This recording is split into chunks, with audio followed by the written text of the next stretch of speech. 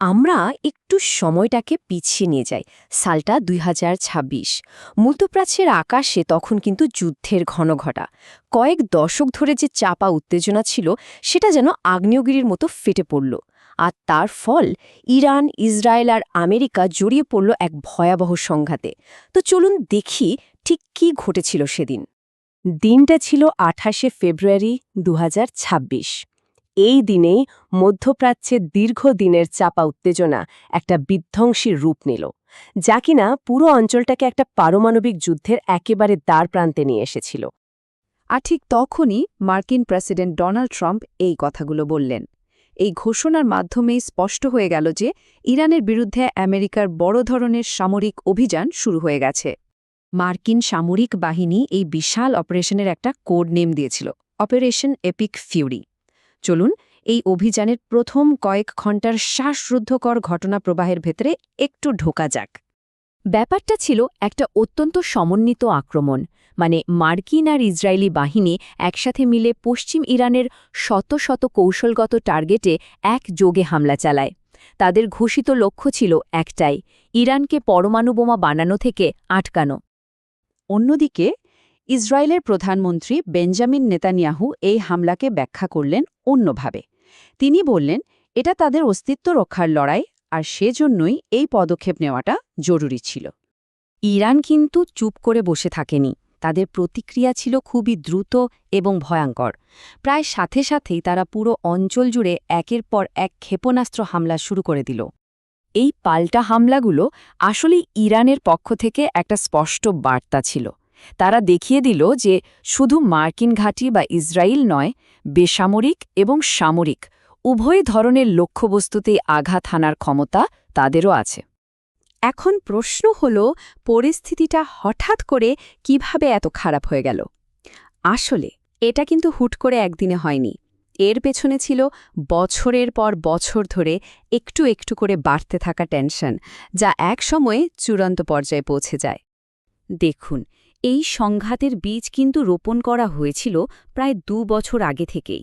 ২০২৪-এ Iran আর ইসরায়েলের মধ্যে ছায়াযুদ্ধটা বেশ বেড়ে যায়। পরের বছর ট্রাম্প ইরানের পারমাণবিক স্থাপনায় বিমান হামলার নির্দেশ দেন। এর জবাবে ইরান কি করল? তারা তাদের ব্যালিস্টিক মিসাইল প্রোগ্রাম আরও শক্তিশালী করে তুলল। একের পর এক ব্যর্থ আলোচনা আর উত্তেজনামূলক কথার লড়াইয়ের মধ্যে দিয়ে পরিস্থিতি দ্রুত নিয়ন্ত্রণের বাইরে চলে যায়। এই পুরো ঘটনার একটা খুব গুরুত্বপূর্ণ অংশ হল ইরানের ব্যালিস্টিক মিসাইল প্রোগ্রাম। তারা এই খাতে প্রচুর বিনিয়োগ করেছিল। বেশ কিছু বিদেশি রিপোর্ট থেকে জানা যায় যে ইরানের এই ক্ষমতা বাড়ানোর পেছনে রাশিয়ার প্রযুক্তিগত সাহায্য একটা বড় ভূমিকা রেখেছিল। নতুন রাডার সিস্টেম থেকে শুরু করে আন্ডারগ্রাউন্ড লঞ্চ সাইট পর্যন্ত এই পার্টনারশিপ ইরানের সামরিক শক্তিকে একদম নতুন একটা মাত্রা দিয়েছিল। এই যে টেবিলটা আমরা দেখছি, এর মধ্যে সবচেয়ে ইন্টারেস্টিং ব্যাপার কোনটা জানেন? সেটা হলো ইরানের মিসাইল আর্সেনালের ডাইভার্সিটি বা বৈচিত্র্য। মানে ওদের কাছে বিভিন্ন ধরনের মিসাইল আছে, আর সেগুলো কিন্তু শুধু সংখ্যায় বেশি নয়, ভারী ওয়ারহেড নিয়ে পুরো ইসরায়েলের যে কোনো জায়গায় আঘাত হানতে পারত। স্বাভাবিকভাবেই এই হামলার পর বিশ্বজুড়ে নেতাদের কাছ থেকে একদম ভিন্ন ভিন্ন প্রতিক্রিয়া আসতে শুরু করে। পুরো বিশ্ব যেন ২ ভাগে ভাগ হয়ে গিয়েছিল। যেমন ধরুন ক্যানাডা, তাদের মতো কিছু মিত্রদেশ খুব দ্রুতই এই অভিযানের ঘোষিত লক্ষ্যকে সমর্থন জানিয়ে বিবৃতি দেয়। আবার ইউক্রেনের প্রেসিডেন্ট জেলেন্সকি, যার দেশ ইরানকে রাশিয়াকে অস্ত্র দেওয়ার জন্য অভিযুক্ত করে আসছিল, তিনি বিষয়টাকে দেখলেন ইরানের জনগণের জন্য একটা সুযোগ হিসেবে। কিন্তু এর ঠিক উল্টো দিকে ফরাসি প্রেসিডেন্ট ম্যাক্রো খুব কড়া ভাষায় এর সমালোচনা করেন। তিনি হুঁশিয়ারি দেন যে এর ফল খুব মারাত্মক হতে পারে এবং অবিলম্বে এই উত্তেজনা বন্ধ করার ডাক দেন। যুক্তরাজ্যের অবস্থানটা ছিল একটু মাঝামাঝি।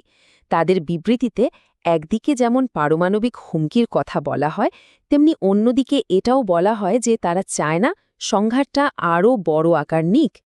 তবে সামরিক লক্ষ্যের বাইরেও মার্কিন প্রেসিডেন্টের আরও একটা উদ্দেশ্য ছিল।